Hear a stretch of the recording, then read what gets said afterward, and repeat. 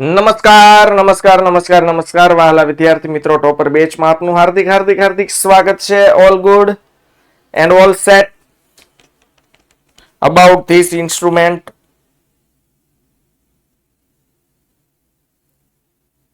Okay, done, very good. Yes yes yes yes. મહાભારતના તો 18 અધ્યાય હતા, આપણા તો તોય 12 અધ્યાય છે, એટલે બીવાની જરૂર છે નહીં. અને એમાંનો આજે છેલ્લો અધ્યાય શરૂઆત કરશું, હે ને? ઓલું સત્યનારાયણની કથાનો પણ છેલ્લો અધ્યાય કેમ હોય, પછી પ્રસાદ લઈને રેડી તમારે રહેવાનું છે. કાંઈ વાંધો નહીં, પ્રસાદ તમે રિઝલ્ટ આવે ત્યારે લાવશો તો અમને વધારે આનંદ થશે, કારણ કે એ જે પ્રસાદ હશે એ હરખનો પ્રસાદ હશે, સારા ગુણનો પ્રસાદ હશે, સારા માર્ક્સનો પ્રસાદ હશે, સારા ટકાનો પ્રસાદ હશે. ઓકે બાળકો, તો હા, પ્રસાદમાં શું છે તો તમારે નક્કી કરવાનું છે, હે ને, કે તમે પ્રસાદમાં શું શું લાવશો.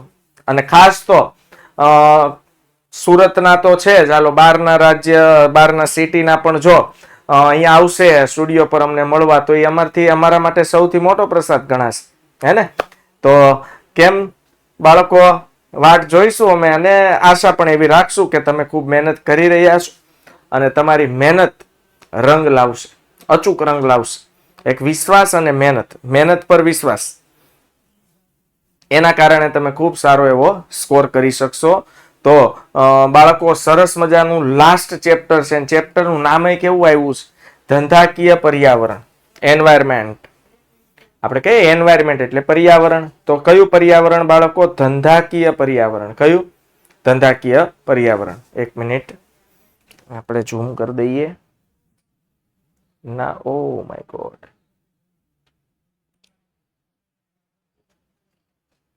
ચાલો, now it's okay. Okay okay, તો વિદ્યાર્થી મિત્રો, ધંધાકીય પર્યાવરણ એટલે શું, એના વિશે આપણે ચર્ચા કરવાના છીએ. ઇન્ટરેસ્ટિંગ ચેપ્ટર છે, મજેદાર ચેપ્ટર છે, અને લલ્લુ પપ્પુ ઇઝી ચેપ્ટર છે. ઓકે, હા, આ પૂરું થાય એટલે પછી મેદાને જંગ શરૂ થવાનું છે. પછી જે કાર્ય હશે બધું, અત્યારે જો કે આ બોર્ડ રિલેટેડ જ છે, પણ ઓલું કેવું થાય કે ભાઈ બધી રીતે રેડી હોય ને પછી જે તૈયારી થાય ને એ પ્રોપર 100% ની તૈયારી થતી હોય છે. એટલે હવે આપણે 100% તરફ આગળ વધી રહ્યા છે, હે ને બાળકો? ઓકે, ચાલો જોઈએ કઈ રીતે આગળ વધવાનું છે. સૌથી પહેલા પ્રસ્તાવના આવે છે. હું એક મારા તરફથી એક શરૂઆત કરું. અહીંયા વાત થઈ છે ધંધાકીય પર્યાવરણ. આપણને કેમ આપણું કેમ પોતાનું એન્વાયરમેન્ટ છે જેમાં આપણે એડજસ્ટ થવું પડે. જો હું તમને એમ કહું કે ભાઈ તમે બહુ ઠંડા કાશ્મીર કે મનાલી જેવા ઠંડા વિસ્તારમાં જાઓ તો તમારે 2-4 દિવસ એડજસ્ટ થતા વાર લાગે. એ લોકો ત્યાં ગરમ કપડાં પહેરે એનાથી 3 ગણા તમારે પહેરવા પડે, હે ને? ધાબળા ઓઠીને હુતા હો તો ત્યાં જે લોકો રહે છે એ લોકોને સરસ મજાની ઊંઘ આવી જાય, પણ તમે ધાબળો ઓઢો હોય ને તો થરથર થરથર કાપતા હો, હે ને? કહેવાનો મારો મતલબ શું છે, કોઈ પણ વાતાવરણમાં જેવી રીતે તમે લેહ લદ્દાખ જાઓ, હે, તો એ કહેવાય ને કે ભાઈ સૌથી ઊંચું સ્થળ છે જમીન સપાટીથી. તો ત્યાં જેટલા ઊંચા તમે હાઈલા જાઓ, દોડ્યા જાઓ, ભાગ્યા જાઓ, તો ત્યાં શ્વાસ લેવાની તકલીફ પડે. પણ ત્યાં જે ઓલરેડી લોકો રહે છે એને કઈ વાંધો આવતો નથી, કારણ કે એ લોકો ત્યાં એડજસ્ટ થઈ ગયા છે. કહેવાનો મારો મતલબ શું છે કે આજે કોઈ પણ જીવ હોય એનો જ્યાં જન્મ થાય છે ને ત્યાં એ એડજસ્ટ કરતા શીખી જાય છે. યાદ રાખજો, કોઈ પણ જીવ હોય, જેમ કે હું એમ કહું ભાઈ કેનેડામાં કોઈ બાળકનો જન્મ થયો હોય તો એ બાળક કેનેડાની કડકડતી જે ઠંડો વિસ્તાર છે એ ઠંડા વિસ્તારમાં એ બાળક સર્વાઈવ કરશે. પણ આપણે ઇન્ડિયામાં હું તમને વાત કરું, ખાસ કરીને ગુજરાતમાં, તો એટલી જો કેનેડા જેવી -ડિગ્રી તાપમાનની કડકડતી ઠંડી હોય તો આપણા બાળકો સહન કરી શકતા નથી. ઓકે, એનો મતલબ એવો નથી કે સહન નહીં જ કરી શકે, પણ સહન કરવા માટે એને થોડાક દિવસ વાર લાગશે, એડજસ્ટ થવું પડશે. એટલે મારો કહેવાનો મતલબ શું છે બાળકો, કોઈ પણ વાતાવરણ હોય ને, કોઈ પણ એટમોસ્ફિયર હોય ને, કોઈ પણ એન્વાયરમેન્ટ હોય ને, એમાં બાળકો શું થવાનું હોય છે? એડજસ્ટ થવાનું હોય છે. કોઈ પણ એન્વાયરમેન્ટમાં ભળવાનું હોય છે. તો જેવી રીતે આપણા મનુષ્યનું એન્વાયરમેન્ટ છે એવી રીતે ધંધાનું પણ એન્વાયરમેન્ટ છે. બોલો, મનુષ્યને આ વાતાવરણ અસર કરે છે, પર્યાવરણ અસર કરે છે. હું તમને જો આ રીતે તમને તો વ્યવસ્થિત સમજાશે આ ઉદાહરણ દ્વારા. હું એમ કહું ભાઈ હ્યુમન બીઈંગ, માણસોનું વાતાવરણ, માણસોને અસર કરતું પર્યાવરણ.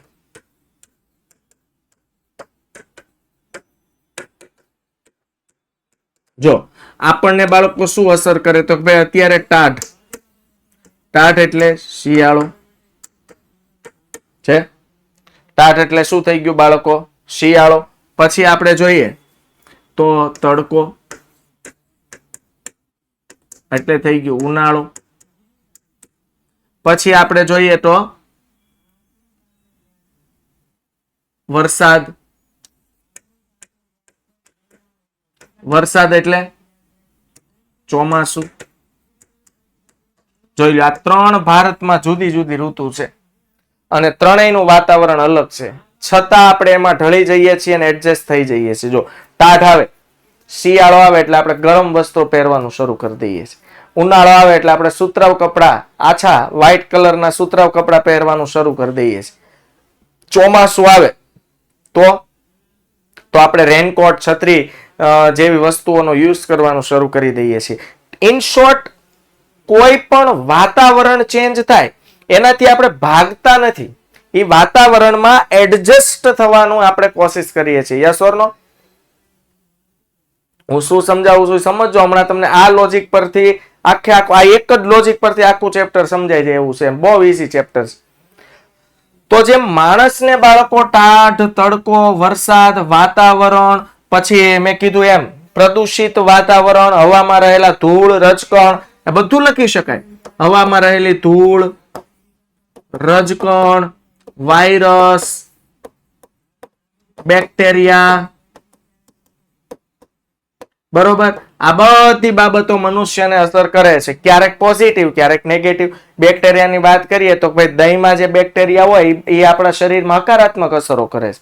તો ઘણા બેક્ટેરિયા એવા છે જે આપણા શરીરમાં નકારાત્મક અસરો કરે છે કે નહીં? પછી મેં કીધું એમ કે ભાઈ ટાઢ, તડકો, વરસાદ છે એ પોતપોતાનું એટમોસ્ફિયર સાથે લાવે છે. હવે આપણે એમાં એડજસ્ટ થવાનું છે. જો ભર તાપ હોય, ઉનાળો હોય ને સૂર્યપ્રકાશ આમ તપતો, તો કેમ સરકાર રેડ એલર્ટ ને ઓરેન્જ એલર્ટ ને એવું જાહેર કરી દે છે અને સરકાર એવા સૂચનો, એવા ટીવીમાં એડ અપાઈ દે છે કે ભાઈ સૌથી વધુ પાણી પીવું જોઈએ, લીંબુ શરબત પીવું જોઈએ, ખાટા ફળો ખાવા જોઈએ કે જેથી લૂ ન લાગે. તો એડજસ્ટ થવા માટેના આપણે ઉપાયો કરીએ છીએ કે નહીં? ઓકે, બહુ ભરપૂર શિયાળો હોય તો આપણે ગરમ વસ્તુ ખાવાના પ્રયત્નો કરીએ. એટલા માટે તો આપણે શિયાળામાં જો અડદિયા ખાઈને કેવા ગળદિયા જેવા થઈ જાય છે ને? કારણ કે અડદિયો જે છે ને એની પ્રકૃતિ ગરમ છે, હે ને? એમાં અડદની દાળ, અડદ હોય, અડદનો લોટ હોય, હે ને? પછી કાજુ, બદામ, આ ડ્રાય ફ્રૂટ્સ ની પ્રકૃતિ ગરમ છે. તો આ શિયાળામાં આ ખોરાક લઈ શકાય. હવે ઉનાળામાં સાહેબ 2 અડદિયા ખાઈ જાઓ ને તો ઝાડા થઈ જાય. સમજ પડી કે ઉનાળામાં એ ગરમ, એક તો ઓલરેડી ગરમી હોય, એમાં વળી પાછા તમે અડદિયા ખાવ તો પછી દોડાદોડી થઈ જાય. એમ ધ્યાન રાખવું પડે. આઈડિયા આવે છે? પછી વરસાદ હોય એટલે તમે આમ જો મસ્ત મસ્ત ભજીયાનો માહોલ હોય ને, આહા પટ્ટીના ભજીયા ને મેથીના ગોટા ભજીયા ને મજા જ આવ્યા કરે. હે, તો મેં કીધું એમ અલગ અલગ વાતાવરણમાં તમે અલગ અલગ રીતે એડજસ્ટ થાવ છો. પછી તમે જો અલગ અલગ વાતાવરણના અલગ અલગ ફ્રૂટ ભગવાને આપ્યા છે, પણ આપણે એ બધા નિયમો તોડીએ છીએ ને એટલે હેરાન થઈએ છીએ. તમે જો તરબૂચ છે તો એ ઉનાળાનું ફ્રૂટ છે. ઉનાળો આવશે ને એટલે તરબૂચ આવશે. શું કામ? ઉનાળામાં શરીરમાં સૌથી વધુ જરૂર હોય પાણી, અને તરબૂચ જેવા ફ્રૂટમાં સૌથી વધુ પાણી હોય. એટલે તરબૂચ, શક્કરટેટી આ બધું ઉનાળામાં આવશે. એની પ્રકૃતિ ઠંડી છે, પણ આપણે 12 માસ દે ધનાધન એટલે પછી ઓલા અમુક છે એ સ્ટોર કરેલા તરબૂચ આપણે ખાઈએ છીએ. આઈડિયા આવે છે? તો કહેવાનો મારો મતલબ શું છે કે ભારતમાં ફ્રૂટ પણ સીઝન પ્રમાણે આવે છે. તમે જુઓ, અમુક ફ્રૂટ છે તો એ શિયાળામાં જ આવે છે, અમુક ફ્રૂટ છે તો એ ઉનાળામાં જ આવે છે, અમુક ફ્રૂટ છે તો ચોમાસામાં જ ખાવા જોઈએ. તો કહેવાનો મતલબ શું છે કે જેવું મનુષ્ય જે પર્યાવરણમાં એડજસ્ટ થાય છે, આવું સેમ પર્યાવરણ ધંધાને પણ અસર કરે છે. ધંધા માટે પણ સ્પેશિયલ વાતાવરણ છે, સ્પેશિયલ પર્યાવરણ છે. ઓકે, તો આ થઈ ગઈ માણસની વાત. હવે મને કહો, માણસને આ બધી વસ્તુ અસર કરે, ચાલો કેટલીક વાર હકારાત્મક, કેટલીક વાર નકારાત્મક. હકારાત્મક રીતે અસર કરે તો કઈ વાંધો જ નથી આવતો, પણ નકારાત્મક રીતે જો આ પ્રવૃત્તિઓ અસર કરતી હોય તો શું માણસોએ આનાથી છકીને બચીને ભાગી જવું જોઈએ કે એનો સામનો કરીને તેમાં એડજસ્ટ થવું જોઈએ? બોલ, શું થવું જોઈએ? એમાં એડજસ્ટ થવું જોઈએ. યસ ઓર નો? શિયાળો આવે તો પછી ઘરમાં બેસી ન રહેવાનું હોય ગોદડા ઓટીને. જેમ કે હમણાં શિયાળો આવશે તો આપણી સ્કૂલનો ટાઈમ 7 વાગ્યાનો હોય તો 7 નો જ રહેવાનો છે, હે ને? પણ શિયાળામાં ઉઠવાની આળસ થાય, ઉઠ્યા પછી નાવા જવાની આળસ થાય, પાણી ઠંડુ લાગે, પછી નાયા પછી વળી પછી ઊંઘ કરવાનું મન થાય, તો આ બધામાંથી બહાર નીકળીને એડજસ્ટ થવું પડશે. હાથ હોનાનો શિયાળો હશે તો બહાર એટલી ઠંડી હોય, કડકડતી ઠંડીમાં બહાર નીકળવાનું મન ન થાય, તો સ્વેટર, ગ્લવ્સ, ટોપી આ બધું પહેરીને નીકળવું પડશે, પણ નીકળવું તો પડશે. હાલો, ડન. બસ હવે વાત કરીએ ધંધાની. આ એટલે સમજો, તમને એમ થાય સાહેબ આ બધું શું સમજાયું, આ સ્ટોરી છે ને એ હવે ધંધામાં તમને લાગુ પડશે. તો સાહેબ જેવું પર્યાવરણ એઝ અ હ્યુમન બીઈંગનું છે, એઝ અ માણસોનું છે, એઝ આપણું છે, એવું સેમ પર્યાવરણ પાછું કોનું છે? ધંધાકીય એકમ છે. કોઈ પણ ધંધો, જો આપણે માણસનો જન્મ ક્યાં થાય? સમાજમાં.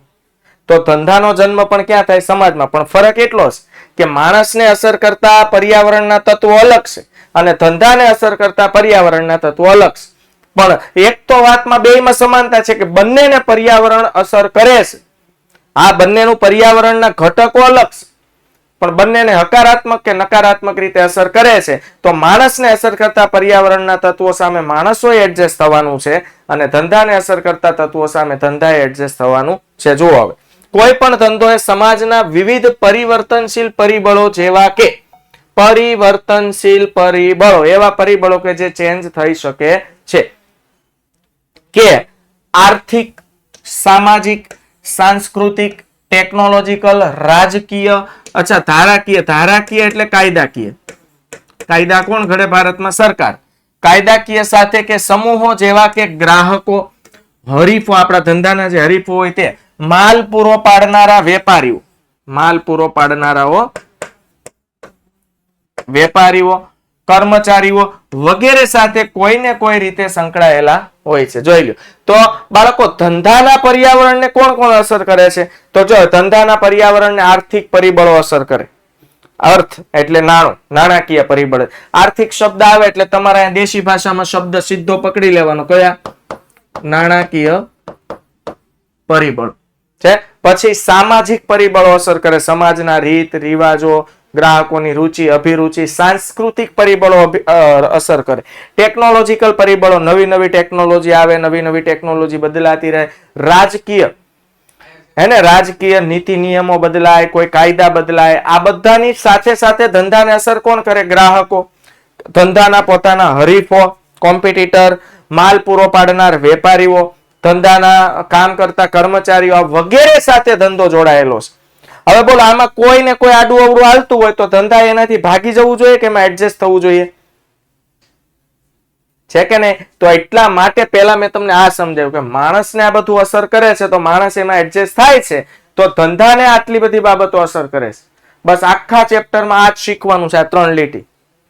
ધંધાને અસર કરતા પરિબળ.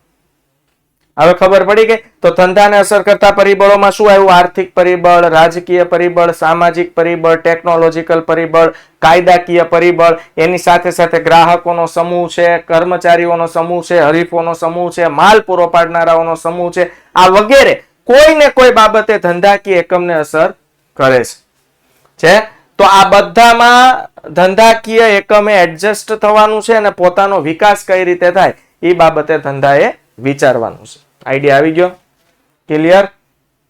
તો જો, ધંધો ગ્રાહકોને પેદાશ કે સેવાનું વેચાણ કરે છે. યસ, ધંધો કસ્ટમર, ગ્રાહકને પ્રોડક્ટ અથવા સેવાનું વેચાણ કરે છે.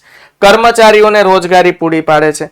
કાચો માલ સામાન વિવિધ પુરવઠાકારો, પુરવઠાકારો એટલે વિવિધ જથ્થાબંધ વેપારી, એમ સમજો.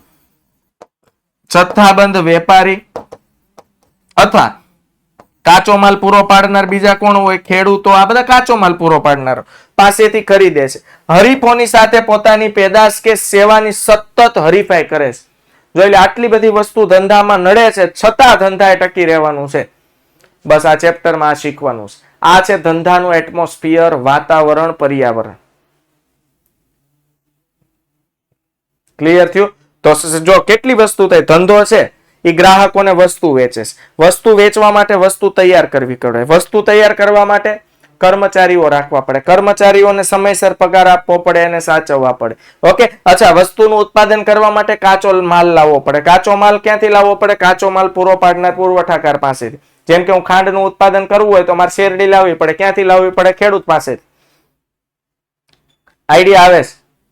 ઓકે. મારે બાળકો કાપડનું ઉત્પાદન કરવું હોય તો મારે કોટન લાવવું પડે. કોટન ક્યાંથી લાવવું પડે? ખેડૂત પાસેથી. છે?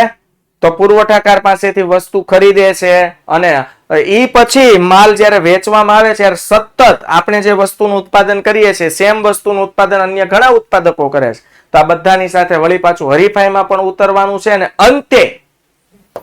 અંતે ધંધાએ આ પર્યાવરણનો સામનો કરીને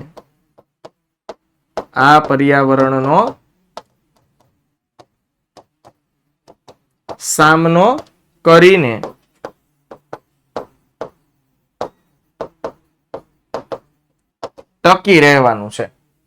આ પર્યાવરણનો સામનો કરીને ટકી રહેવાનું છે. પર્યાવરણમાં એડજસ્ટ થવાનું છે. ડન. હવે જુઓ, કોઈ પણ ધંધો એ સમાજથી અલગ નથી. યાદ રાખજો, સમાજમાં જ એનો જન્મ થાય છે, સમાજમાં ધંધાનો વિકાસ થાય છે અને સમાજમાં જ એનું મૃત્યુ થાય છે. ઓકે, એટલે સમાજથી અલગ રહીને કાર્ય કરી શકતો નથી. એનો મતલબ એવો થયો કે ધંધા ઉપર પણ આસપાસના અનેક પરિબળો અસર કરતા હોય છે. મેં કીધું ઘણા બધા પરિબળો, અને આ પરિબળોના સમૂહને ધંધાકીય પર્યાવરણ કહે છે. એનો મતલબ એવો થયો, ધંધાકીય એકમને અસર કરતા આસપાસના પરિબળોને ધંધાકીય પર્યાવરણ કહે છે. આ એની શોર્ટ એન્ડ સ્વીટ વ્યાખ્યા થઈ ગઈ. સમજ પડે? ધંધાકીય એકમ પર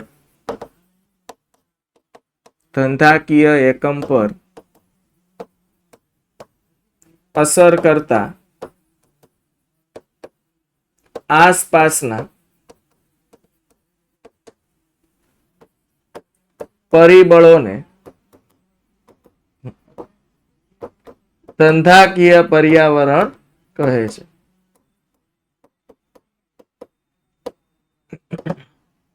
ધંધાકીય પર્યાવરણ કહે છે. ધંધાકીય પર્યાવરણ વિશે એક બાબત તો નિશ્ચિત છે કે તે અનિશ્ચિત હોય છે, તેમાં સતત ફેરફાર થતા રહે છે. તો સ્વાભાવિક છે સાહેબ, શિયાળો કેવો ઠંડો આવશે આપણને ખબર નથી, ઉનાળામાં કેટલો તાપ વધુ પડશે આપણને ખબર નથી, છે કે નહીં? આંતરિક પરિબળો, બાહ્ય પરિબળ બધું હોય. આ બધું હમણાં આવશે બેટા, હે ને? હા, તો કહેવાનો મતલબ શું છે? કેટલું સરસ સેન્ટેન્સ એ લોકો યુઝ કર્યું છે. જુઓ શું યુઝ કર્યું છે કે ધંધાકીય પર્યાવરણ વિશે એક બાબત તો ફિક્સ છે કે ધંધાકીય પર્યાવરણ નિશ્ચિત નથી, અનિશ્ચિત છે. એટલે ધંધાકીય પર્યાવરણ બાબતે એક બાબત નિશ્ચિત છે કે ધંધાકીય એટમોસ્ફિયર, ધંધાનું વાતાવરણ અનિશ્ચિત છે. એ હકારાત્મક અસર પણ કરે, નકારાત્મક અસર પણ કરે. ક્યારે ફેરફાર થાય કઈ નક્કી નથી. સમજો આપણો ધંધો દે ધનાધન જોરદાર ચાલતો હોય અને અચાનક મંદીનું મોજું ફરી વળે, આપણને ખબર નથી. અત્યારે સમજો બધા ધંધા, ખાસ કરીને અમારે સુરતમાં હીરા ઉદ્યોગ ઠપ થઈને પડ્યો છે, પણ શું ખબર એક મહિનામાં મારા મોઢામાં ઘી ગોળ શક્કર, હેને? કારણ કે હીરાના કર્મચારીઓ અત્યારે બહુ તકલીફનો સામનો કરી રહ્યા છે. તો એક મહિનામાં જોરદાર તેજી આવે અને ક્યારેય નથી થયું એવું કામ થવા માંડે. યસ ઓર નો? તો આ પર્યાવરણ છે, આનું કઈ નક્કી નથી બાળકો. ક્યારેક તેજીનો માહોલ આવી જાય, ક્યારેક મંદીનો માહોલ આવી જાય, પણ એનું કારણ શું હોય? કેટલાક ફેરફારો, ધંધાને અસર કરતા કેટલાક પરિબળો. તો ધંધાકીય પર્યાવરણના સંદર્ભમાં 3 પ્રકારના ધંધાકીય એકમો જોવા મળે છે. યાદ રાખજો, ધંધાકીય એટમોસ્ફિયર, ધંધાકીય પર્યાવરણના સંદર્ભમાં 3 પ્રકારના વાતાવરણ જોવા મળે છે. 3 પ્રકારના ધંધાકીય એકમો જોવા મળે છે. કેવા? એવા ધંધાકીય એકમો કે જે બાહ્ય પર્યાવરણનું અનુમાન કરીને અગાઉથી જ જરૂરી ફેરફાર કરે છે. મને એમ કહો, ધંધાને અસર કરતા જે બાહ્ય પરિબળો છે, બાહ્ય પરિબળો વિશે આપણે ડિટેલમાં ચર્ચા કરશું. ત્યાં ટૂંકમાં કહી દો, બાહ્ય પરિબળો જેવી કે સરકારની નીતિ, કાયદાકીય ધોરણો બદલાય, તેજી મંદીની પરિસ્થિતિ આવે. 1 મિનિટ બાળકો.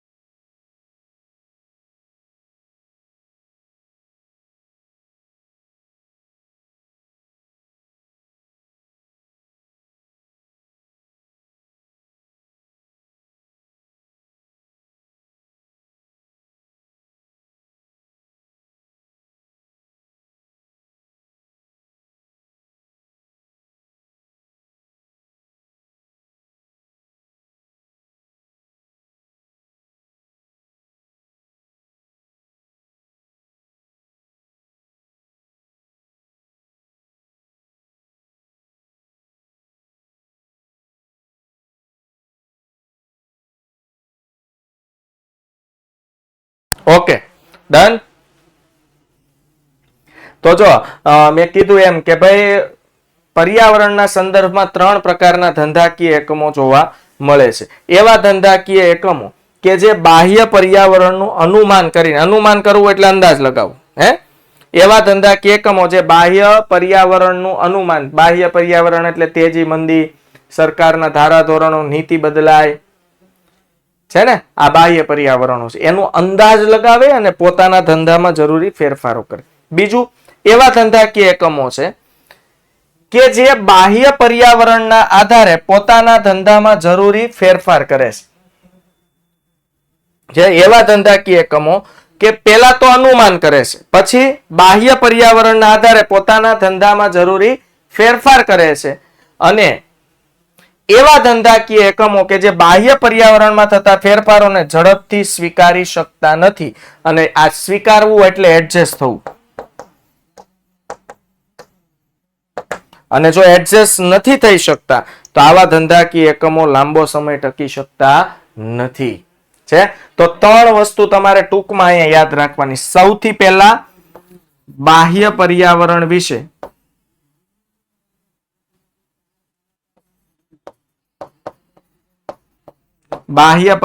વિશે શું લગાવવું? અનુમાન. પછી ટૂંકમાં યાદ રાખવાનું એટલે યાદ રહી જાય, અનુમાન પ્રમાણે ફેરફાર કરવા. છે અનુમાન કરવું, અનુમાન પ્રમાણે ફેરફાર કરવા. અને ત્રીજું, એવા ધંધાકીય એકમો કે જે બાહ્ય ફેરફારોને ઝડપથી સ્વીકારતા નથી.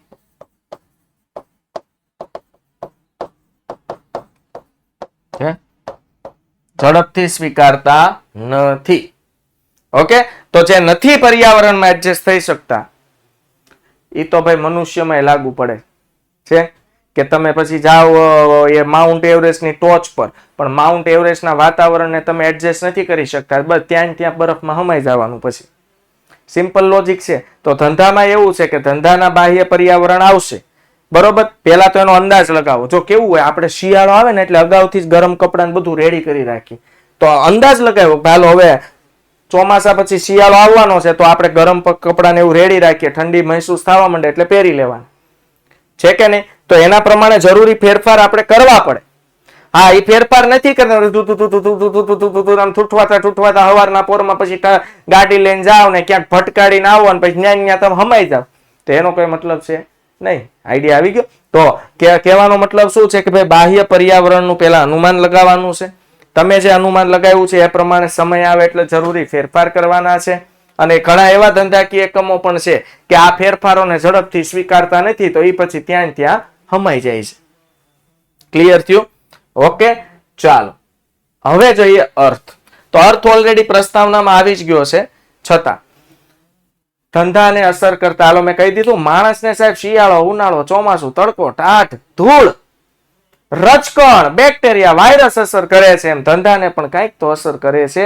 અને જેમ માણસ, મેં કીધું એમ, જો કોરોના જેવા કોરોનાને માત આપીને એમાં એડજસ્ટ થતા શીખી ગયો. કોરોના વાયરસ છે, જતો નથી રહ્યો, પણ હવે માણસ કોરોના સામે લડતા શીખી ગયો છે. હાલો, જો લડતા શીખી ગયા એટલે ટકી ગયા.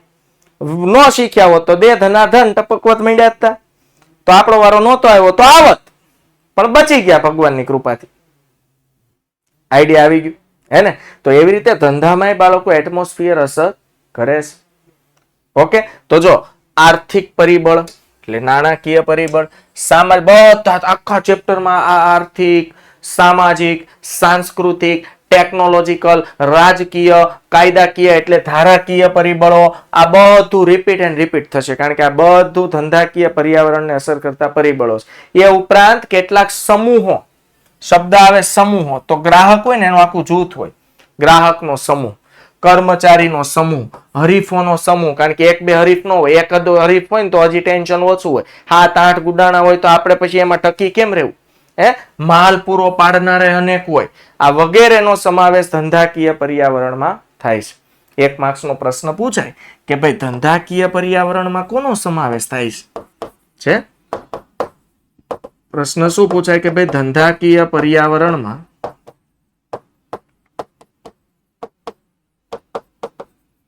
કોનો સમાવેશ થાય છે?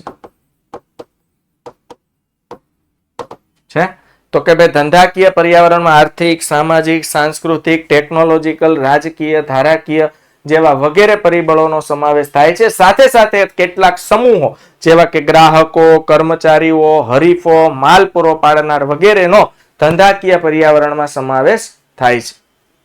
ઓકે, આમ ધંધાકીય પર્યાવરણ એ એક એવા પરિબળોનો સમૂહ છે કે જેની અસર ધંધા પર પ્રત્યક્ષ કે પરોક્ષ રીતે થાય છે. જો પ્રત્યક્ષ અસર એટલે સીધી અસર ધંધા પર થાય, અને પરોક્ષ એટલે વાયા આડકતરી રીતે એની અસર ધંધા પર થાય. તો કેટલાક પરિબળો એવા છે કે જેની સીધી અસર ધંધા પર થાય, અને કેટલાક પરિબળો એવા છે કે જેની પરોક્ષ અસર ધંધા પર થાય છે. આ પરિબળો ઉપર સતત નજર રાખવી અને તે પ્રમાણે ધંધાનું સંચાલન કરવું એ સંચાલક માટે અત્યંત જરૂરી છે. યાદ રાખજો, ભવિષ્ય હંમેશા જોતું રહેવાનું છે.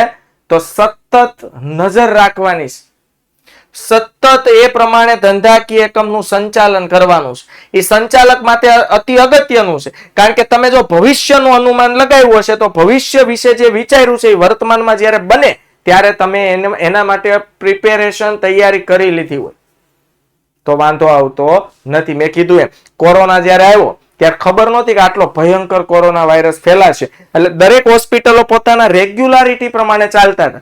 બધા પાસે પોતપોતાના લિમિટેડ, અત્યાર સુધી દરરોજ જેની જરૂર પડતી એટલા લિમિટેડ સાધનો એ લોકો પાસે હતા, લિમિટેડ દવાનો સ્ટોક એ લોકો પાસે હતો. પણ એક વખત કોરોના આવ્યો એટલે એ લોકો શીખી ગયા. પણ એ કેવું થઈ ગયું? મોડું થઈ ગયું. જો અગાઉથી અનુમાન એને લગાવ્યું હોત કે ભાઈ આવું જો ભવિષ્યમાં આવે તો શું આપણી પાસે કોઈ એવા ઇક્વિપમેન્ટ છે કે જેથી આપણે લોકોની સારવાર ઝડપથી કરી શકીએ? તો કહેવાનો મારો મતલબ શું છે? અગાઉથી બધું વિચારવાનું છે. અગાઉથી વિચારો તો જ્યારે એકચ્યુઅલ પરિસ્થિતિ આવીને ઊભી રહે ત્યારે તમે તે પરિસ્થિતિ સામે લડી શકો છો, એનો સામનો કરી શકો છો, અને એ પરિસ્થિતિને તમે માત આપી શકો છો. ઓકે, તો જો આર્થિક પરિસ્થિતિ હોય, કેટલાક રીત રિવાજો છે, સરકારી નિયંત્રણો છે, કુદરતી કાચા માલની પ્રાપ્યતા. કુદરતી કાચા માલ મેં કીધું એમ, બોલો અત્યારે આમ જાય અમુક વિસ્તારમાં, આ તો ભારત દેશ છે સાહેબ, વિવિધતાનો દેશ છે, એટલે અલગ અલગ જગ્યાએ અલગ અલગ વસ્તુનું ખેતીવાડીમાં ઉત્પાદન થાય છે. બાકી એક બે પ્રકારનું જો ઉત્પાદન થતું હોય અને ક્યાં જોરદાર અતિવૃષ્ટિ થાય ને ક્યાં જોરદાર અનાવૃષ્ટિ થાય તો કાચા માલની ઉણપ થઈ જાય સાહેબ, ખાવાના ઘઉં ન મળે. યાદ રાખજો છે. અથવા કર્મચારીઓની પ્રાપ્યતા, કર્મચારી મળશે કે નહીં મળશે, તો કયા દરે, કયા રેટ પર મળશે. આ દરેક પ્રશ્નો ધંધાને અસર કરતા હોય છે. તો આ દરેક પ્રશ્નનું અગાઉથી અનુમાન લગાવીને ભવિષ્યમાં સમસ્યા આવી પડે તો એનું સોલ્યુશન કઈ રીતે લાવવું એ વિચારવું પડે છે. ઓકે બાળકો, રાજકીય અને અમલદારશાહીના કારણે ભારતમાં ચીન કરતા ઓછું સીધું વિદેશી રોકાણ આવ્યું છે. જો કે ઉદાહરણ કેટલું મસ્ત આપ્યું. ભારતમાં છે ને નિયંત્રણો જ એટલા હતા, અંકુશ, આ રાજકીય સરકારી અંકુશો, અને સરકારી અંકુશ અને નિયંત્રણના કારણે ભારત અને ચીન એમ જોવો તો વસ્તીની દ્રષ્ટિએ સિમિલર જેવા દેશ છે, છતાં ફોરેન ડાયરેક્ટ ઇન્વેસ્ટમેન્ટ એટલે વિદેશી સીધું રોકાણ ચીનમાં વધારે આવ્યું. એટલે ચીનનો માળખાગત વિકાસ બહુ સારો છે, જેટલો વિકાસ ભારતનો નથી. આઈડિયા આવ્યો? કારણ કે ભારતમાં અંકુશ નિયંત્રણો જ એટલા હતા, ફાટલી નોટો બધી સરકારી ખાતાવાળા, કે ભાઈ વિદેશ વાળા આવશે ને કમાઈને લઈને વયા જાય, ભાઈ હું છે તે લઈને વયા જાય, હાલો એમ. જો એને આવવા દીધા હોત તો ભારતનો હવે થાય છે, એટલે હવે જાય ગયા છે, તો હવે વિકાસ થઈ રહ્યો છે. તો વિદેશી સીધું રોકાણ અત્યંત જરૂરી છે. મેં કીધું એમ ભારતમાં બુલેટ ટ્રેનનો પ્રોજેક્ટ ચાલે છે, એમાં પણ જાપાન સાથે કોલાબોરેશન છે. એટલે વિદેશી મૂડી રોકાણની જરૂર પડવાની હતી, ચીને પહેલા સ્વીકારી લીધું, એટલે આજે એના ઉદ્યોગો ફાટ ચાલે છે. હવે જોઈએ મહત્વ. તો આનું મહત્વ, એનો ફાયદો શું? ધંધાકીય પર્યાવરણ અનુમાનનો ફાયદો શું? એ કહો. ધંધાકીય પર્યાવરણને અસર કરતા પરિબળો તો આપણે જોયા. હવે એના અનુમાન કરવાથી ફાયદો શું થાય?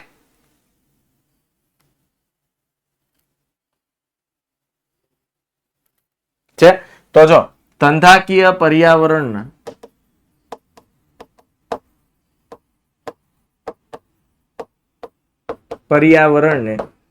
અસર કરતા પરિબળોનું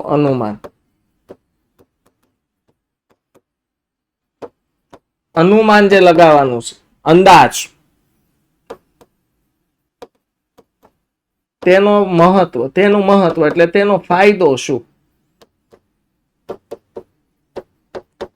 ફાયદો શું, એના વિશે આપણે જોવાનું છે કે ભાઈ તમે જો ભવિષ્યના અનુમાન વિશે વિચારશો તો એનો તમને શું ફાયદો થશે.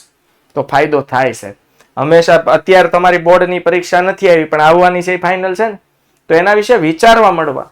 10 દિવસ બાકી હોય ને વિચારવા માંડો ત્યારે ઓલરેડી મગજ હેંગ થઈ ગયું હોય, ડન થઈ ગયું. તો અત્યારથી વિચારવાનું શરૂ કરવું પડે. એવી રીતે ધંધામાં પણ સેમ પરિસ્થિતિ આવીને ઊભી રહેતી હોય છે. ઓકે, ચાલો હવે જો પ્રથમ પ્રવેશનો લાભ એટલે ધંધાકીય પર્યાવરણના અભ્યાસને કારણે જો તમે ધંધાકીય પર્યાવરણને અસર કરતા પરિબળોનો અભ્યાસ કરશો તો એને કારણે ધંધાકીય એકમ આવતી આફતને અથવા તકોને, જો બંને વિચારવાનું, બે વસ્તુ આવે. તમે ભવિષ્યનો અંદાજ લગાવો તો આફત વિશે પણ જાણ થાય અને મળતી તકો વિશે પણ જાણ થાય. જો સારી તકો હોય તો સારી તકોને તમે ઝડપી શકો છો અને ભવિષ્યમાં એમ લાગે કોઈ આફત આવી પડશે. આફત એટલે કઈ બહુ મોટું વાવાઝોડું ન આવવાનું હોય પણ ધંધામાં કોઈ તેજી મંદીનો માહોલ આવવાનો એવું ફીલ થવા લાગે તો તમે અત્યારથી એમાં ટકી રહેવાની તૈયારી કરી શકો છો અને એને અનુસાર પેદાશને તમે બજારમાં મૂકી શકો છો અથવા હયાત પેદાશમાં જરૂરી ફેરફાર કરી શકો છો જેથી હરીફો સામે આપણે ટકી શકીએ અને સારી એવી તકનો લાભ આપણે લઈ શકીએ. તો કહેવાનો મતલબ શું છે, જે ભવિષ્યનું અનુમાન લગાવશે, યાદ રાખજો, જે ભવિષ્યનું અનુમાન લગાવશે એ હરીફ કરતા ઝડપથી આગળ નીકળી જશે. બાકી અમુક વાટ જોઈને બેઠા હોય કે આવશે ત્યારે જોયું જાય, આવશે ત્યારે જોયું જશે, બસ આવશે ત્યારે જોયું જશે, એ વેમમાં રહેશે. એ જ્યારે પરિસ્થિતિ આવશે ને ત્યારે ચોક્કસ પરિસ્થિતિનો સામનો કરી શકવા માટે સક્ષમ હશે નહીં. આઈડિયા આવ્યો? પણ તમે ભવિષ્ય વિશે વિચારો. જેમ કે અત્યારે તમે જુઓ ઘણી આપણી બાઇક તમે જુઓ, મોટરસાયકલ બનાવતી કંપનીઓ છે, ઘણી એવી કંપનીઓ અનુમાન લગાવી દીધું કે ભાઈ ભવિષ્યનું માર્કેટ ઇલેક્ટ્રોનિક બાઇકનું છે. આઈડિયા આવ્યો છે? તો એ જેવું ખબર પડી કે હવે લોકોની વિચારસરણી ચેન્જ થઈ છે, લોકો પેટ્રોલ વ્હીકલ્સ થી દૂર અને ઇલેક્ટ્રિક વ્હીકલ્સ થી નજીક આવવાની તૈયારી કરી રહ્યા છે, તો સીધું જ એ લોકો ઇલેક્ટ્રિક 2 વ્હીલર્સ, ઇલેક્ટ્રિક 4 વ્હીલર્સ આ બધું લોન્ચ કરવાનું શરૂ કરી દીધું છે. ટીવીએસ કંપની છે, પછી ટાટા કંપની છે, હે ને, બજાજ કંપની છે, આ બધા ઇલેક્ટ્રિક વ્હીકલ્સ બનાવે છે. તમે જુઓ છે. તો જો દ્વિચક્રી વાહનોમાં વર્ષો સુધી ભારતમાં સ્કૂટરની મહત્વતા સ્વીકારાઈ હતી અને મોટરસાયકલનું વેચાણ ખૂબ જ ઓછું હતું છે. ભારત વર્ષો પહેલા તો ઓલું હતું ને સ્કૂટર બજાજનું, હા, એની મહત્વતા બહુ વધારે હતી, મોટરસાયકલનું મહત્વ ઓછું હતું. ભારતની એક સાયકલ બનાવતી કંપનીએ ભવિષ્યમાં મોટરસાયકલની માંગ વધશે તેવું અનુમાન કરીને વિદેશી કંપની સાથે મોટરસાયકલની ટેકનોલોજી માટે સંયોજન કરી ભારતીય બજારમાં મોટરસાયકલ પ્રચલિત કરી. અને આ કંપની કઈ છે ગેસ કરો? યસ, વાહ, વેરી ગુડ, હીરો હોન્ડા. જોઈ લ્યો, આ હીરો કંપની છે. હીરોની સાયકલ આવતી, ઘોડો સાયકલ કહેવાય, તમને ખબર હોય. તમે તમારા પપ્પાએ મારા પપ્પાએ આ ચલાવી હોય સાયકલ, જમાનો હતો સાહેબ એનો, જેની પાસે સાયકલ હોય ને એ ધનિક કહેવાતા. હા, હે ને, તો હીરોની સાયકલ આવતી. એને ખબર પડી કે ભાઈ મોટરસાયકલની માંગ ભવિષ્યમાં વધવાની છે, તો એને જાપાનની હોન્ડા કંપની સાથે સંયોજન કર્યું, કોલાબોરેશન કર્યું, એની સાથે જોઈન્ટ થયા અને હીરો હોન્ડા નામની કંપની સ્થાપી અને ભારતમાં મોટરસાયકલ લોન્ચ કરી. અને ત્યારે સ્કૂટર ની સરખામણીમાં મોટરસાયકલની ડિમાન્ડ વધી. પણ આવું ક્યારે બન્યું? એને ભવિષ્યનું અનુમાન લગાવ્યું. મેં કીધું ને, એકની એક વસ્તુ તમે એકનું એક શાક અઠવાડિયું ખાવ એટલે તમને અપકે પડી જાય. એમ ભારતમાં એવું જ થયું હતું કે સૌથી વર્ષો પહેલા સ્કૂટરની માંગ હતી, બજાજ સ્કૂટર. એ મસ્ત હવાર થાય ને એટલે પહેલા સ્કૂટર આડું કરવું પડે, ત્યારે એની એકાદી નળીમાં પેટ્રોલ આવે અને પછી સ્કૂટર શરૂ થાય. એને સાહેબ પ્રથમ પ્રવેશનો લાભ સમજાવો. નહીં, આ ધંધાકીય પર્યાવરણને અસર કરતા એનો લાભ છે. યસ, આપો સાહેબ. Youth education. ઓનલાઈન એજ્યુકેશનમાં કન્ટેન્ટ પ્રોવાઈડ કરવા વાળું જ્યારે કોરોનામાં લોકોને ખબર પડી કે ઓનલાઈન ભણાવી શકાય ત્યારે આપણી પાસે 5000 વિડીયોનો ડેટા ઓલરેડી હતો છે. આ પ્રથમ પ્રવેશનો લાભ એટલે આપણે પહેલી વખત માર્કેટમાં પ્રવેશી ચૂક્યા હતા જ્યારે ડિમાન્ડ નહોતી ત્યારે આપણે માર્કેટમાં હતા. તો વિદ્યાર્થી મિત્રો એ આખો ટોપિક હું તમને સમજાવું. થયું હતું કેવું કે યુથ એજ્યુકેશન યુથ વિદ્યાકુલે પહેલેથી વિચારી રાખ્યું હતું કે ભવિષ્યનું અનુમાન લગાવ્યું હતું જો આવું થાય તો અત્યાર સુધી છે ને ઓનલાઈન ની કોઈ ખબર જ નહોતી, એનું મહત્વ નહોતી ખબર, પણ કોરોનામાં એજ્યુકેશન થપ થઈ ગયું ને એટલે પબ્લિક દોડતું થયું. 5 દિવસ ચાલે, અઠવાડિયું ચાલે, પછી કંટાળ્યા કે શીખવું તો પડશે. લોકો જૂના કદાચ આપણી પેલા હતા એવું નથી કે આપણે હાવ આમ YouTube ચેનલ પેલી છે, YouTube ચેનલ બીજી છે, પણ કન્ટેન્ટ આપવા માટે કે કન્ટિન્યુઅસ સ્વાધ્યાયનો પેલો દાખલો, બીજો દાખલો, ત્રીજો દાખલો, ચોથો દાખલો છોકરાઓને કન્ટિન્યુઅસ મળવા માટે આપણે પેલા છીએ. આપણે પેલા જે એજ્યુકેશનલ કન્ટેન્ટ મૂકવા વાળા આપણે પેલા છીએ. એટલે પ્રથમ પ્રવેશનો લાભ આપણને મળ્યો. અત્યારે ઓનલાઈન એજ્યુકેશન, લાઈવ એજ્યુકેશન આપવામાં ગુજરાતમાં પહેલા નંબરે આપણી સંસ્થા છે જેમાં તમે ભણો. અને આ વિદ્યાકુલ તમે જો આ કેટલું જોરદાર ઇનિશિયેટિવ ડોમેસ્ટિક ભાષામાં એજ્યુકેશન, એમાંય આપણું પહેલું, એમાંય આપણે પહેલા છીએ કે લોકલ લેંગ્વેજમાં એજ્યુકેશન આપવા માટે વિદ્યાકુલ પહેલું. ઇન્ડિયામાં એજ્યુકેશન આપતું ઓનલાઈન એડટેક કંપનીઓ હતી જે ઇંગ્લિશ મીડિયમમાં આપતી, પણ બિહારી ભાષામાં, ઉત્તર પ્રદેશની ભાષામાં, ગુજરાતી ભાષામાં, રાજસ્થાની ભાષામાં આપણે પહેલા. એટલે પ્રથમ પ્રવેશનો લાભ સીધો મળે. એટલે લોકો હજુ માર્કેટમાં હવે એન્ટર થશે ને ત્યાં તો આપણે એના બેતાબ બાદશાહ બની ગયા. આપણે સુધી ટચ કરવું લોકો માટે ઇમ્પોસિબલ છે. એટલે હરીફાઈનો સામનો આપણે પૂરેપૂરી રીતે કરી શકીશું. કમ્પ્લીટ. ઓકે. એટલે ઘરનું જ ઉદાહરણ છે. એટલે આ મેન વસ્તુ છે. તમે જુઓ બાળકો, છે ને આ વિદ્યાકુલ છે ડોમેસ્ટિક ભાષામાં કહેવાનો મતલબ હું કેટલા લોકોને ટચ કરી શકાય છે. ઓલું તો છે કે માત્ર ઇંગ્લિશ મીડિયમના જ વિદ્યાર્થીઓ. એટલે આ મેન વસ્તુ છે. આપણી વિદ્યાકુલ છે એ માત્ર ગુજરાત પૂરતું સીમિત નથી. બિહારમાં, રાજસ્થાનમાં, યુપીમાં છે એજ્યુકેશન આપે છે. જેને જે ભાષામાં એજ્યુકેશન જોઈએ ને એ ભાષામાં એજ્યુકેશન આપે છે. એટલે એનો સપોર્ટ આપણને મળે છે. આ છે પ્રથમ પ્રવેશનો લાભ. આઈડિયા આવી ગયો? તો હીરો હોન્ડામાં આવું થયું કે ભારતમાં કોઈ જયારે મોટરસાયકલ લોન્ચ નહોતું કરતું ત્યારે હીરો હોન્ડા કંપની, હોન્ડા જાપાનની કંપની સાથે કોલાબોરેટ કર્યું અને હીરો બાઇસિકલ લોન્ચ કરી.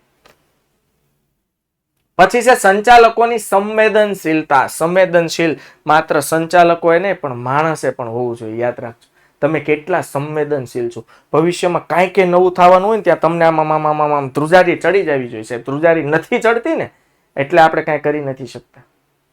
છે ખબર પડે પરીક્ષાની તારીખ પડી ત્યાં આપણું ટેન્શન વધવું જોઈએ. ટેન્શન શેનું વધવું જોઈએ? માર્ક્સ આવશે કે નહીં એનું નહીં, મહેનત કરવાનું વધવું જોઈએ. ના હાલો હવે મહેનત કરવાની. આને કહેવાય સંવેદનશીલતા. સંવેદનશીલતા આને કહેવાય. સમજ પડે? તો ધંધાકીય પર્યાવરણના પરિબળોના કારણે સંચાલકો સંચાલનના કાર્ય માટે વધુ સંવેદનશીલ બન્યા. જેમ કે ભારતમાં વર્ષો સુધી કેમેરા ઉત્પાદનમાં પહેલો નંબર ધરાવતી કંપનીએ કેમેરા ઉત્પાદન સાથે પ્રિન્ટર અને કોપિયર મશીન, આ ઝેરોક્સનું મશીન છે ને, સારામાં સારા ઝેરોક્સના મશીન કેનન કંપનીના આવે છે. તો કેનન કંપની કયા બિઝનેસ સાથે જોડાયેલી હતી? કેમેરા. યાદ કરો, કેમેરા હજુ પણ આપણા બાજુ સ્ટુડિયો છે એમાં કેમેરા કેનન કંપનીના જ છે. સમજ પડી? તો હજુ કેનનના કેમેરા આવે જ છે, પણ એને ભવિષ્ય સમજાઈ ગયું છે. એને ખબર પડી ભવિષ્યમાં શેની ડિમાન્ડ છે, તો એને પ્રિન્ટર, કોપિયર, ઝેરોક્સ મશીનનું ઉત્પાદન કરવાનો નિર્ણય લીધો અને પોતાની ઉત્પાદન ક્ષમતાને વધારીને નફાકારકતા વધારવાના પ્રયત્ન શરૂ કર્યા. ઓકે, તો આ મેન વસ્તુ છે બાળકો. તમે કેટલા સંવેદનશીલ છો અબાઉટ ભવિષ્ય, કે ભવિષ્યમાં કઈ બાબતની ડિમાન્ડ વધવાની છે.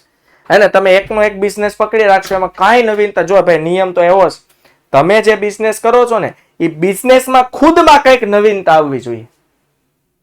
યાદ રાખજો, આપણે જે બિઝનેસ કરીએ છીએ ને બિઝનેસમાં નવીનતા આવવી જોઈએ. નવી પ્રોડક્ટ લોન્ચ કરતું રહેવું પડે. સામાન્ય બિસ્કિટ બનાવતી કંપની 17 જાતના બિસ્કિટ બનાવે છે, તો એટલું સંવેદનશીલ રહેવું પડશે. તમને હું એક સરસ મજાનું ઉદાહરણ આપું. આ કોકોકોલા છે, આ કોકોકોલા બ્રાન્ડ છે બાળકો, એની બધી પ્રોડક્ટ કોકોકોલા થી નથી વેચતી. તમે જુઓ, એ કોકોકોલા એક પોતે બ્રાન્ડ છે, પછી સ્પ્રાઇટ, થમ્સ અપ, ફેન્ટા, આ બધી કોકોકોલાની જ બ્રાન્ડ છે. મતલબ તમે સ્પ્રાઇટ લ્યો, થમ્સ અપ લ્યો, ફેન્ટા લ્યો, કોકોકોલા લ્યો, પૈસા એક જ કંપનીને જવાના છે. તો આવું સંવેદનશીલ લેવું પડે. એવું કામ કરો કે ગામની પ્રોડક્ટ કોઈ વાપરે જ નહીં. હવે 90% નથી ખબર કે સ્પ્રાઇટ કોકો કોલાની, તમે હું ભણેલા છે એટલે આપણને ખબર છે. 90% બધાને એમ છે ફેન્ટા અલગ કંપની છે, થમ્સઅપ અલગ કંપની છે, અને આ બધા એની જાહેરાત પણ અલગ કંપની તરીકે જ કરે છે. તમે જુઓ, થમ્સઅપ તો એક જ જાહેરાત થમ્સઅપ ની જ આવે, એમાં સ્પ્રાઇટ કોકો કોલા ફેન્ટા નથી ઘુસાડતા એ લોકો. આઈડિયા આવ્યો? એટલે મેન વસ્તુ આ છે, આ બધી એક જ કંપનીની છે, પણ એને જો માર્કેટમાં એવી રીતે લોન્ચ કર્યું કે એને હરીફાઈનો સામનો ન કરવો પડે, હરીફાઈનો સામનો ઓછો કરવો પડે, છે કે નહીં? કારણ કે જો તમે માર્કેટમાં સ્પ્રાઇટ માંગશો તો પૈસા એક જ ગજામાં આવવાના છે, ફેન્ટા માંગશો તો પૈસા એક જ ગજામાં આવવાના છે, પણ એ બધી પ્રોડક્ટનું માર્કેટિંગ કેવું કરે છે? અલગ કરે છે. તો આ મેન વસ્તુ છે. કેટલા તમે સંવેદનશીલ રહેશો એટલી ભવિષ્યની વધારે સારી રીતે સમજી શકો ને એ પ્રમાણે તમે હરીફાઈમાં ટકી રહેવાના પ્રયત્નો કરી શકશો. ત્યાર પછી આવે છે તક ઝડપી. સાહેબ, તક તમને, મને અને ધંધાને ડગલે ને પગલે મળવાની છે, મળશે. કેટલીક તકો દરવાજો ખટખટાવીને એમને જતી રહે છે, આપણે એને ઝડપતા નથી. સાહેબ, તક મળે ને તો પેલા તો તકને ઓળખતા આવડવી જોઈએ. હાલો, તક તો આજે બધાને ઝડપી છે, પણ તકને ઓળખતા આવડવી જોઈએ. એક વખત તમે તકને ઓળખો અને તક ઝડપી લીધી એટલે તમારો બેડો પાર. પણ પેલા તકને ઓળખવી પડે. તો જો, કેટલીક વખત ધંધાકીય પર્યાવરણ એવી તકો પૂરી પાડે છે કે જેનો લાભ લેવામાં આવે તો ફાયદો થાય છે. ધંધાકીય પર્યાવરણમાં ઘણી બધી એવી તકોનું સર્જન થાય છે. એ તક જો તમે ઝડપતા શીખી જાવ, તકને તમે સ્વીકારતા શીખી જાવ તો તમને ધંધામાં ઘણો બધો ફાયદો થાય તેમ છે. ઓકે, દાખલા તરીકે આંતરરાષ્ટ્રીય બજારમાં ક્રૂડ ઓઇલના ભાવ વધતા પેટ્રોલ અને ડીઝલ સતત મોંઘા થતા ગયા, તેથી ઈંધણ કાર્યક્ષમ વાહનોની માંગ વધવા લાગી. જોઈ લો, સમજ હું શું કહું છું, સમજો કે હું છે ને બાળકો બજાજ કંપની નો માલિક છું.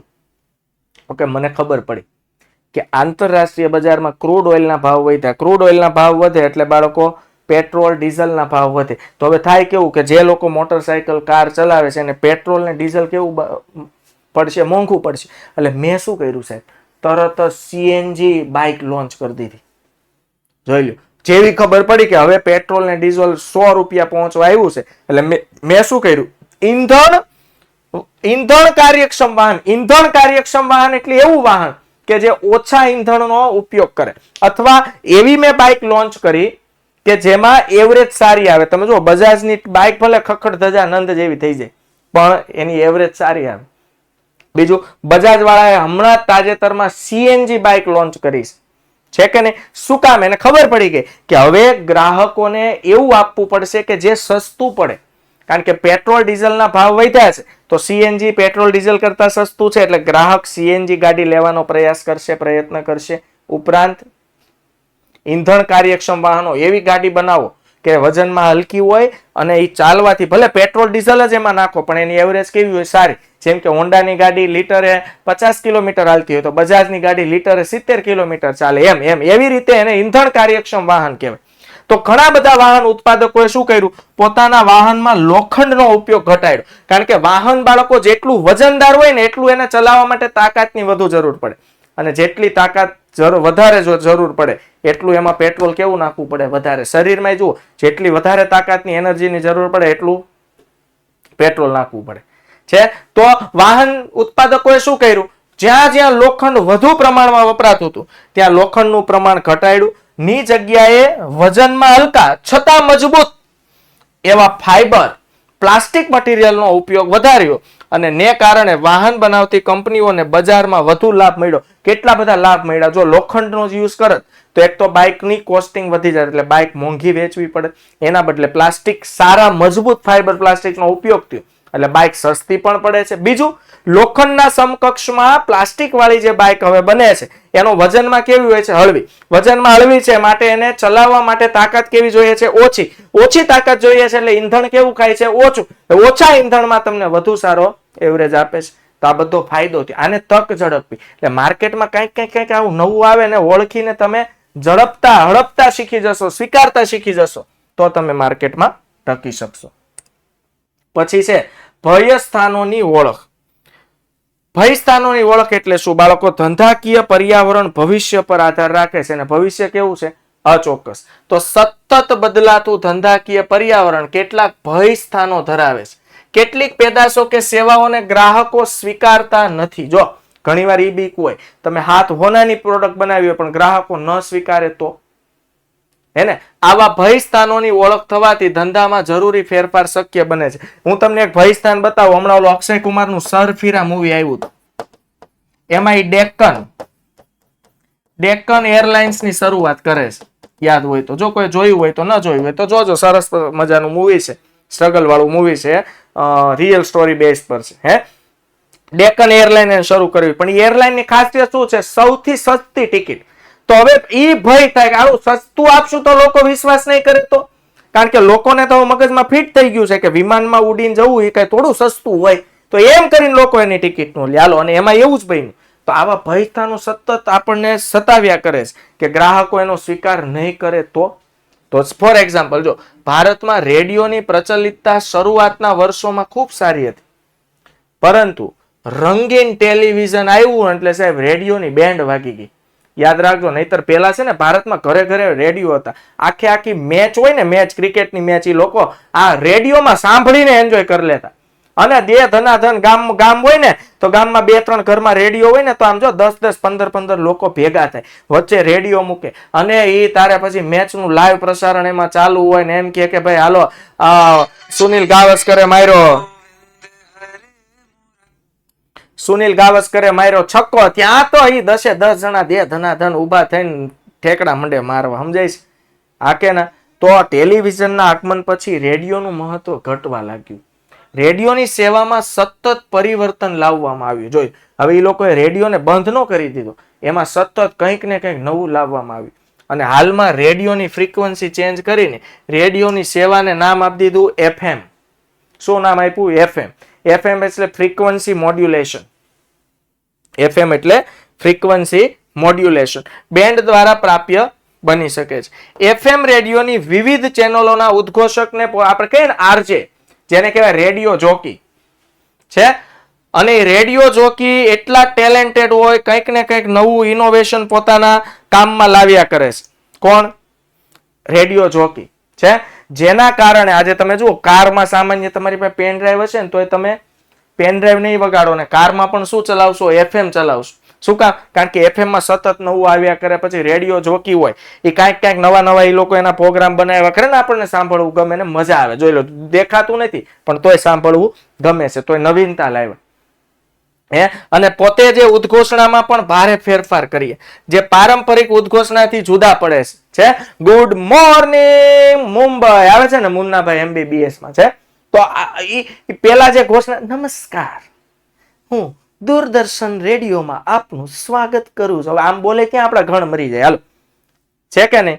પણ મેં કીધું એમ, નમસ્કાર મુંબઈ, એવો કોયલ જેવો મીઠો અવાજ આવતો હોય, પછી તમે મેં કીધું એમ પછી તો બધા રેડિયો જ વગાડે ને. હાલ, હે કે ને? તો આ રેડિયો જોકી આવા લોકોને સિલેક્ટ કરવામાં આવ્યા અને તદ્દન નવા ફેરફારો કરવામાં આવ્યા અને નવીનતાને અપનાવવામાં આવ્યો. એને કારણે ફરીથી FM, બેન્ડ રેડિયો, તેની વિવિધ ચેનલો પ્રચલિત બની. આઈડિયા આવે છે? ત્યારબાદ નીતિ વિષયક નિર્ણયોમાં ઉપયોગી. જો કેટલાક નીતિ વિષયક નિર્ણયો લેતી વખતે ધંધાકીય, જો હું તમને ફાયદા સમજાવું છું, અનુમાનથી શું ફાયદો થાય. જો ધંધાકીય પર્યાવરણનું તમે અનુમાન લગાવ્યું હોય, વિશ્લેષણ કર્યું હોય, તો એનો ફાયદો આપણને ભવિષ્યમાં થાય છે. જેમ કે ધંધાર્થીઓને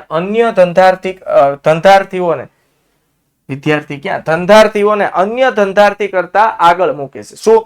જો ભવિષ્યનું અનુમાન તમે પ્રોપર લગાવ્યું હશે તો. સમજ પડી? જેમ કે ભારતનો વીમા ઉદ્યોગ, આઝાદી પછી વીમાનું ઉદ્યોગનું રાષ્ટ્રીયકરણ થયું અને 1991 પછી આર્થિક નીતિઓના ફેરફારના ભાગરૂપે ખાનગીકરણ, વૈશ્વિકીકરણ અને ઉદારીકરણ. પહેલા ભારતીય વીમા કંપની બધી સરકારી જ હતી, પછી ખબર પડી આમને આમ રહે ને તો વીમા કંપની બંધ થઈ જાય.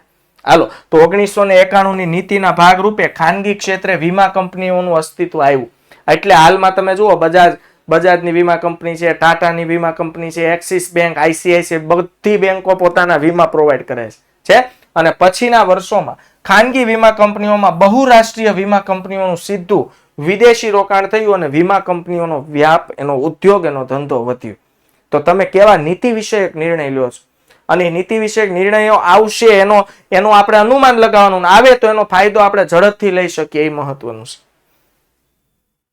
અને છેલ્લે સતત અભ્યાસ. યાદ રાખજો, ધંધાકીય પર્યાવરણનો સતત અભ્યાસ કરવો જોઈએ ભવિષ્યમાં. એટલે જો હમણાં અમે એમ કહેવાય અપડેટ રહેવાનું હંમેશા. ન્યૂઝપેપર વાંચો, ન્યૂઝ ચેનલ જુઓ, છે ને, સારું નોલેજ મેળવો. તમારા જીવનમાં તમારે, મને બધાને લાગુ પડે, ધંધાને લાગુ પડે. ધંધાકીય પર્યાવરણે સંચાલકોને સતત નવું શીખવા માટે એક આધાર પૂરો પાડે છે.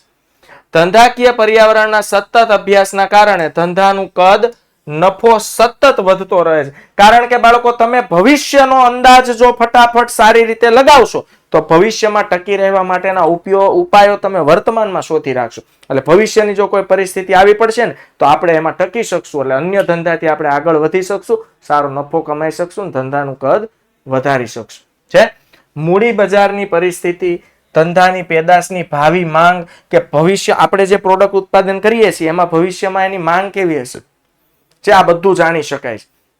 જેના કારણે ધંધાકીય એકમ પોતાનું આયોજન નક્કી કરે છે. જેમ કે કમ્પ્યુટર ક્ષેત્રે નવા સોફ્ટવેર ને હાર્ડવેર આવતા રહે છે.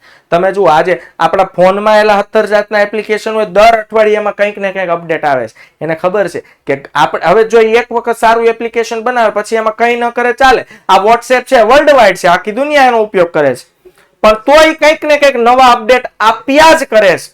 શું કામ? કારણ કે એને માર્કેટમાં ટકી રહેવું છે.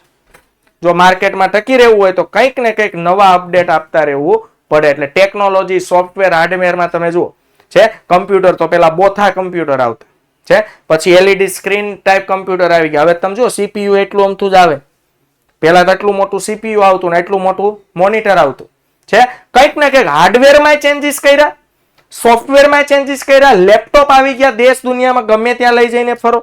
મસ્ત પાર્ટી, આપણે પાર્ટીને પેન લઈને લખતા એવા તો સિમ્પલ સ્લિમ બોડીના હા લેપટોપ આવી ગયા. એમને એમ ખબર હતું કે સ્લિમ બોડીના ખાલી માણસ હોય, પણ હવે લેપટોપ હોય છે. તો તેથી આ ક્ષેત્રમાં રહેલા લોકોએ અભ્યાસ કરતા રહેવું પડે અને કમ્પ્યુટર ક્ષેત્રના ધંધાનો વિકાસ સતત કરતું રહેવું. પણ આપણી વિદ્યાકુલ છે તો આ વિદ્યાકુલનું એપ્લિકેશન સતત કંઈક ને કંઈક નવા પ્રયત્નો લાવી જોઈએ. જેમ કે આપણે અહીંયા વોઇસ ફીચર્સ છે, એ કોઈ પાસે નથી. લ્યો, તમારી સાથે અમે લાઈવ કનેક્ટ થઈને વાતચીત કરી શકીએ. તો આ નવું કંઈક ને કંઈક આપવું પડે છે. જો આવું કંઈક ને કંઈક નવું લાવતા રહીશું તો ધંધાકીય પર્યાવરણનો આપણે સામનો કરી શકશું અને ટકી શકશું.